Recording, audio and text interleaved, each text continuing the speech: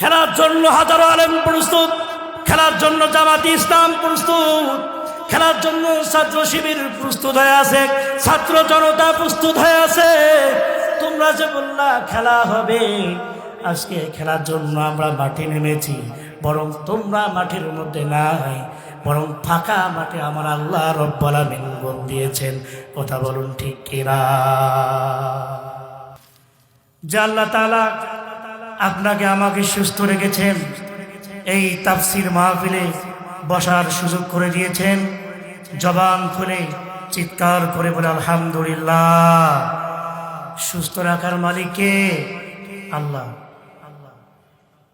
যে আল্লাহ সুবহানাহু ওয়া তাআলা সকল কাজ থেকে বিরত রেখে এই জান্নাতের বাগানে এসে বসার সুযোগ করে দিয়েছেন, আবার চিৎকার করে বলে আলহামদুলিল্লাহ। হাদিসের মধ্যে আছে, যখন আমার বান্দা হাঁটি হাঁটি পা পা করে ওই জান্নাতের বাগানে এসে বসবে, আল্লাহ সুবহানাহু ওয়া তাআলা প্রতিটি হাঁটির কদম মুবারক আল্লাহ তাআলা 90টি করে সওয়াব দান করবেন। সুবহানাল্লাহ বলে। সম্মানিত ভাইরা আমার, আল্লাহ রাব্বুল আলামিন পবিত্র কুরআনুল কারীমের মধ্যে বান্দার বান্দীদেরকে ডাক দিয়ে বললেন, আফা গায়রা দীনিল্লাহি ইয়াবগুন ওয়া লাহু আসলামা মান ফিস সামাওয়াতি ওয়াল আরদি তাওআন ওয়া কারহা। আল্লাহ তাআলা বলেন, আফা গায়রা দীনিল্লাহি ইয়াবগুন, ও দুনিয়ার বান্দা বান্দীরা তোমরা শোনো, আফা গায়রা দীনিল্লাহি ইয়াবগুন, ও পৃথিবীর বান্দারা তোমরা কি আমি আল্লাহর দিন বাদ দিয়া অন্য কারো তোমরা দিন গ্রহণ করো? আসা রাব্বুকুম আইয়ুকাফিরা আনকুম, অথচ তাকাও আকাশের দিকে আর তাকাও জমিনের দিকে, যত আমার সৃষ্টি মাখলুকাত আছে এরা সবাই আমি আল্লাহর কাছে আত্মসমর্পণ করে বলুন না সুবহানাল্লাহ। আর তুমি দুনিয়ার আমার বান্দা হয়ে আমি আল্লাহর হুকুম পালন করো না, আমি আল্লাহ দ্বীনের ব্যাপারে তুমি কথা বলো। এ জাতি মুসলমান, যে আল্লাহ রব্বুল আমিন আপনাকে ইকামতের দিন করার জন্য বলেছে, যে আল্লাহ তাআলা ইসলামী আন্দোলন করার জন্য বলেছে, আর আপনি আমি আছি দুনিয়ার পাপের মধ্যে লিপ্ত হয়ে। কথা বলেন ঠিক কিনা? তাহলে দিন শব্দের অর্থ আল্লাহ তাআলা বলে দিয়েছেন। দিন শব্দের অর্থ চারটা। কয়টা? মৌলিক অর্থ চারটা। আল্লাহ তাআলা দিন শব্দের অর্থ বলেন প্রতিদান, প্রতিফল, বদলা। আর একটা হলো রাষ্ট্র ব্যবস্থা, সমাজ ব্যবস্থা। কিভাবে কোরআন দিয়ে সমাজ চলবে, কিভাবে কোরআন দিয়ে রাষ্ট্র পরিচালিত হবে, কিভাবে কোরআন দিয়ে গোটা পৃথিবী পরিচালিত হবে, সেই কথা আল্লাহ রাব্বুল আমিন কুরআনুল কারীমের মধ্যে বলে দিয়েছেন।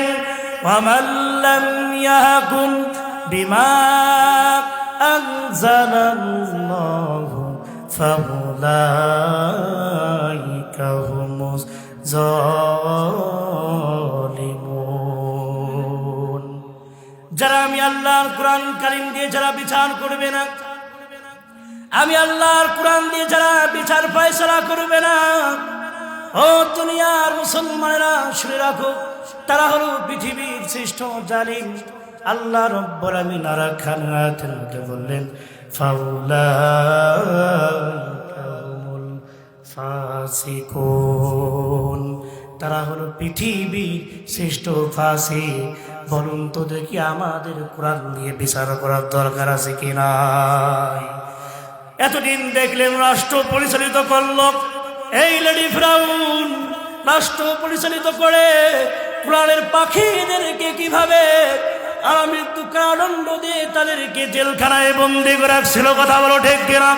যে কোরআনের পাখি আল্লামা দেলোয়ার হোসেন সাইদি হুজুর যিনি বাংলাদেশের এমন কোন পৃথিবী এমন কোন রাষ্ট্র নাই যিনি কোরআনের দাওয়াত দেয় নাই, সেই কোরআনের পাখিকেও তারা মৃত্যু করেছেন। কথা বলেন ঠিক কিনা?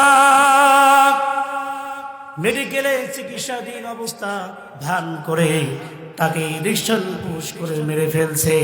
জাতি কিন্তু এই জিনিসটা ভুলে যায় না। কথা বলেন ঠিক কিনা? আমার আল্লাহ তাআলা বললেন, ওয়া কানা হাক্কান আলাইনা নাসরুল মুমিনিন। ও দুনিয়ার মুসলমানেরা, কাফেররা যতই ষড়যন্ত্র করুক না কেন, আমি আল্লাহ রব্বুল আমিন নিজেই স্বয়ং আমি কুরআনুল কারীমকে হেফাজত করব। সুবহানাল্লাহ। তাহলে বুঝতে হবে কিয়ামতের দিন করলে আপনাকে করতে হবে, জামাতে ইসলামী আপনাকে করতে হবে, ছাত্র শিবির আপনাকে করতে হবে, আল্লাহর কোরআনের আন্দোলন আপনাকে করতে হবে। কথা বলেন ঠিক কিনা? আপনি নিজেকে ইমানদার ভাবেন, নিজেকে ইমানদার পরিচয় দেন, কিন্তু ইমানদার পরিচয় এই কাজে কোনোদিন ব্যয় হবে না। ব্যয় হবে যেখানে আপনি নারায়ে তাকবীর আল্লাহু আকবার হুঙ্কার দিবেন, তাহলে বোঝা যাবে এই মানুষটা প্রকৃত আল্লাহওয়ালা, প্রকৃত। কথা বলেন ঠিক কিনা? আল্লাহ রাব্বুল আমিন বলেন, এই যে কুরআনুল কারীম আপনাদেরকে দিয়েছেন শুধুমাত্র পড়ার জন্য রে বান্দা। এই কোরআন যদি তুমি পড়ো, নিজের জীবন যদি আলোকিত করো, নিজের জীবন যদি পরিচালিত করো, বলেন তো দেখি সব সমস্যার সমাধান দিতে পারে কে? আল কোরআন। সব সমস্যার সমাধান যদি আল কোরআন দিতে পারে, কোরআন দিয়ে যদি রাষ্ট্র চালাতে হতো, কোরআন দিয়ে যদি সমাজ চালানো হতো, তাহলে আমার দেশের মধ্যে একটাও ইয়াবা মখর গাঁজাখোর থাকতে পারতো না। কথা বলেন ঠিক কিনা? শুধুমাত্র একটাই কথা হলো, এই কোরআন রাষ্ট্রের মধ্যে রাখা হয় নাই, এই কোরআন দিয়ে সংসদ পরিচালিত করা হয় নাই, যত বিচার করেছে তার বাবার আইন দিয়ে। কথা বলেন ঠিক কিনা? তার বাবার আইন, তার বাবার বিচার যদি 100 বছর পরও যদি করতে পারে, এই মুসলমানেরা আল্লামা সাঈদী হত্যার বিচার 50 বছর পরে হলেও বাংলার জমিনেও তা করা হবে। কথা বলেন ঠিক কিনা? আল্লামা সাঈদী তুমি মরণে শহীদ হয়েছ, তুমি তাই জানি। কারাগারে কাটালে 13টি বছর, বাতিলকে পিছে তোমায় দেখে থর থর। ঠিক কিনা বলে? কারাগারে কাটালে 13টি বছর, বাতিলকে পিছে তোমায় দেখে থর থর। তুমি যে ছিলে মোদের নয়নমণি, তাই তো তোমায় ভেবে প্রতিক্ষণে আল্লামা সাঈদী তুমি মরণে শহীদ হয়েছ, তুমি এটাই জানি। সম্মানিত আমার ভাইয়েরা, তাহলে কোরআন সব সমস্যার সমাধান দিতে পারে। আল্লাহর নবী বিশ্বনবীজি আমার গভীর রজনীতে বিশ্বনবীজি কুরআনুল কারীম হাতের মধ্যে নিয়া আবু জেহেলের বাড়ির দিকে যখন রওনা করলো, আবু জেহেল কয়, এত গভীর রজনীতে, এত গভীর রাতে কি আমার বাড়ির মধ্যে আসছো বলো? আল্লাহ নবী বিশ্ব নবীজি বললেন, চাচা আমি আব্দুল্লাহর বেটা মোহাম্মদ বলতেছি, বাবা আপনি মেহেরবানি করে দরজাটা একটু খুলবেন, আপনার সঙ্গে আমার কিছু কথা আছে। আবু জেহেল যখন দরজা খুলে ফেললো, আবু জেহেল কয়, মোহাম্মদ কি ব্যাপার, এত গভীর রাতে আমার বাড়ির মধ্যে আসছো কেন বলো? কয়, চাচা এই যে আমার হাতে কোরআন দেখতে পাচ্ছেন, এই কোরআনটা যদি আপনি একবার হৃদয়ে গ্রহণ করেন চাচা, একবার যদি তা যদি মানেন, তাহলে আমি নবীজি ওয়াদা করে দিলাম আপনি আর আমি জান্নাতে পাশাপাশি থাকবো। বলুন না সুবহানাল্লাহ। আবু জেহেল কয়, সম্মানিত আমার ভাইয়েরা শোনো, আমার দেশের আবু জেহেল আর ওই যুগের আবু জেহেল আপনাদেরকে মিল করে নিতে হবে, মিল করে তারপরে আপনারা বাড়িতে যাবেন। আমার ভাইয়েরা, আবু জেহেল কয়, আব্দুল্লাহর বেটা মুহাম্মদ কি ব্যাপার, তুমি আমার কাছে আছো কোরআনের দাওয়াত দেওয়ার জন্য, আর নাকি তুমি আমার বাড়িতে আছো চুরি করার জন্য? বলেন তো দেখি, বিশ্ব নবীজি কি কখনো চুরি করতে পারে? বিশ্ব নবীজি বললেন, না চাচা না, আমি আপনার বাড়িতে চুরি করার জন্য আসি নাই, আমি আসছি শুধুমাত্র এই কোরআনটা নিয়ে। এই কোরআন যদি আপনি হৃদয়ে ধারণ করেন, তাহলে চাচা আমি বলে দিলাম, জান্নাতে আর আপনি আর আমি পাশাপাশি থাকবো। বলুন না সুবহানাল্লাহ। আবু জাহেল রাগান্বিত হয়ে বললেন, মুহাম্মদ, তোমাকেও মানি না, তোমার রবকেও মানি না, তোমার আল্লাহকেও মানি না, যাও সৌখান এখান থেকে দূর হয়ে যাও। নাউজুবিল্লাহ বলবেন না? আমার যুগের আবু জাহেলও ছিল রে বাবা, ধর ধর ধর মৌলবি ধর আর জেলের মধ্যে ভরাও, এইরকম স্লোগান রাস্তাঘাটে দিয়েছে। কথা বলেন ঠিক কিনা?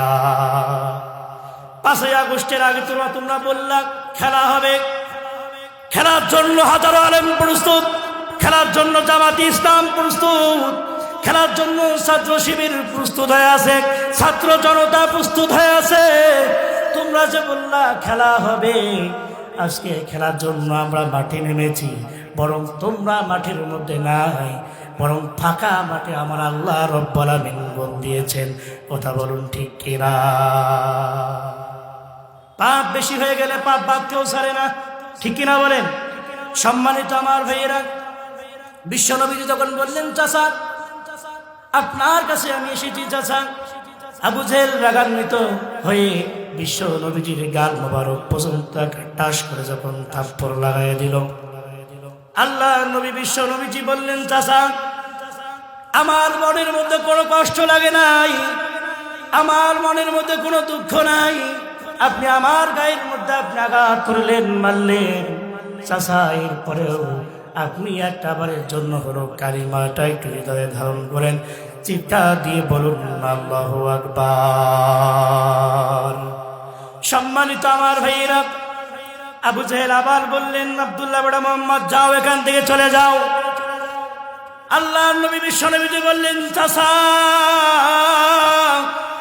এই কোরআন যদি মানে আর এই কালিমাটা যদি হৃদয়ে ধারণ করতে পারে, চাচা আমি আপনারে একটা মেসেজ দিয়ে দিলাম, তা আপনি গ্রহণ করুন। আবার আবু জেহেল রাগান্বিত হয়ে বাম গাল মুবারক পর্যন্ত আল্লাহ নবীর গালের মধ্যে সকল লাগাইয়া দিল। বিশ্ব নবীজি আমার চোখের পানি ধা ধা করে ছেড়ে দিয়ে মালিকের দরবারে কাঁদতে লাগলেন আর বললেন, আল্লাহ তোমার এই কোরআনের দাওয়াত দেওয়ার জন্য এসেছি রে আল্লাহ, এই কোরআনের দাওয়াত দিতে গিয়ে আমাকে যদি কাফেররা মেরে ফেলে আর আমাকে যদি রক্তাক্ত করে, তারপরও আমি আল্লাহ নবী এক চুল পরিমাণ ইসলাম থেকে দূরে সরে দাঁড়াবো না। চিৎকার দিয়ে বলুন আল্লাহু আকবার। সম্মানিত আমার ভাইয়েরা, তাহলে আমার কথা হলো, আল্লাহর কোরআন নিয়ে আবু জেহেলের জন্য একটা মেসেজ দেওয়া হলো। আবু জেহেল বললেন, না না, তোমাকেও মানি না, তোমার রবকেও মানি না। আল্লাহর নবী বিশ্বনবী বললেন, চাচা দোহাই লাগে, আপনি আমাকে গালিগালাজ দেন, আমাকে মৃত্যু করে দেন, আমার গায়ের মধ্যে আপনি আঘাত করেন, তবু দোহাই লাগে চাচা, আমার ওই আকাশের মালিক রে নিয়ে আপনি কোনো বাজে মন্তব্য করবেন না। বলুন না মারহাবা। আল্লাহ নবী বিশ্ব নবী যে এই কথা বলে, ভাইরা আমার, একামতের দিন একটা বই আছে, সম্পূর্ণ আলোচনাটা ওখানে পাবেন। আল্লাহ নবী বিশ্ব নবীজি এই কথা বলে হাঁটি হাঁটি পা করে নবীজি আমার মদিনার দিকে যখন চলে গেল, আল্লাহ নবী মদিনার মধ্যে যখন বসলো, কাফেররা অন্তিম মুহূর্তে আবু জেহেল তার সিংহাসনের মধ্যে বসে ঘোষণা দিল, আমার সেনাবাহিনীরা তোমরা শোনো, আব্দুল্লাহর বেটা মুহাম্মদ আমার কাছে আছে কুরআনুল কারীম নিয়া, তার কোরআন তো আমি মানতে পারবো না, তার কোরআন তো হৃদয়ে ধারণ করতে পারবো না, বরং তার জন্য আমার কিছু একটা করার দরকার। কি করবে? কাফেররা বললেন, তোমরা একটা আব্দুল্লাহ বেটা মুহাম্মদের জন্য একটা গর্ত খনন করো। আমার ভাইয়েরা, আব্দুল্লাহর বেটা মুহাম্মদের জন্য একটা গর্ত খনন করা হয়ে গেল। ওই গর্তের মধ্যে আল্লাহ নবী বিশ্ব নবীজিকে ফেলাইয়া দিবেন। আমার আল্লাহ রব্বুল আমিন সাথে সাথে একটা কোরআন শরীফের একটা আয়াত নাজিল করে দিয়ে জিব্রাইলকে বললেন, জিব্রাইল যা যা তাড়াতাড়ি করে আমার নবীজির কাছে চলে যা। জিব্রাইল এসে বললেন, ওয়া মাকারু ওয়া মাকারাল্লাহ আল্লাহু খায়রুল মাকিরিন।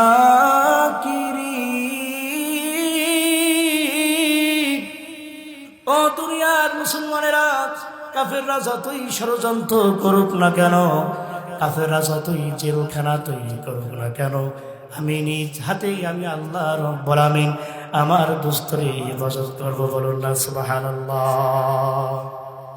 পরের দিন আমার নবীজি হাঁটি হাঁটি পা পা করে রাস্তা দিয়ে হেঁটে লাগলেন। আবু জেহেলের মনের মধ্যে কেমন জানি সন্দেহ লাগে। কাফেরদেরকে বলা হলো, দেখো তো তোমরা আব্দুল্লাহর বেটা মুহাম্মদ গর্তের মধ্যে পড়ছে কি পড়ে নাই? কাফেররা বললেন, না গুলিডার, এখানে তো কাউকে দেখতে পাচ্ছি না, কাউকে তো দেখা যাচ্ছে না, আপনি আবার কার কথা বলেন? কয় কেন? আব্দুল্লাহর বেটা মুহাম্মদের কথা বলি, দেখো তো সে গর্তের মধ্যে পড়ছে কি পড়ে নাই। সম্মানিত আমার ভাইয়েরা, এও তাই করেছিল। হাজার হাজার ছাত্র মাইরা মনে করছিল গদির মধ্যে থাকবে, কিন্তু গদির মধ্যে থাকা হয় নাই। ভাত সাজানো ছিল টেবিলের মধ্যে, 10 মিনিটও কিন্তু সময় হাতে পায় নাই। কথা বলেন ঠিক কিনা? বুঝতেছেন আপনারা? সম্মানিত আমার ভাইয়েরা, আমার কথা হলো, আবু জেহেল যখন এই চিন্তা করতে লাগলো, আবু জেহেল বললেন, সরো, তোমরা এখান থেকে সরে যাও, আমি নিজে গিয়ে ডাকবো যে আব্দুল্লাহর বেটা মুহাম্মদ পড়ছে কি পড়ে নাই। আবু জেহেল নিজেই গিয়ে যখন গর্তের কিনারায় দাঁড়ালো, আমার আল্লাহ রব্বুল আমিন জিব্রাইলের মাধ্যমে আয়াত নাযিল করে দিয়ে জিব্রাইলের মাধ্যমে আবু জেহেলরে ধাক্কাইয়া ওই গর্তের মধ্যে ফেলাইয়া দিয়েছে। বলুন তো দেখি, এখানে খেলা খেলছেন কে? কে খেলেছেন? আল্লাহ। কাফেররা যতই ষড়যন্ত্র করুক, আপনারা হয়তো বা মনে করেন জালেমদের সঙ্গে লাগলে মনে হয় আমরা টিকে থাকতে পারবো না। সম্মানিত আমার ভাইয়েরা, আবু জেহেলকে যখন ধাক্কায় গর্তের মধ্যে ফেলে দিল, কামটুমায় পড়ে আমার দিকে মনোযোগ দিবেন। আবু জেহেল ডাক দিয়ে বলল, কে আমার এই গর্তের মধ্যে ফেলাইয়া দিলা বলো? তার সেনাবাহিনীগুলো বলল, কে গলিডার? আপনাকে তো কেউ গর্তের মধ্যে ফেলাইয়া দেয় নাই, আপনি নিজেই গর্তের মধ্যে পড়ে গিয়েছেন। চিৎকার দিয়ে বলুন না মারহাবা।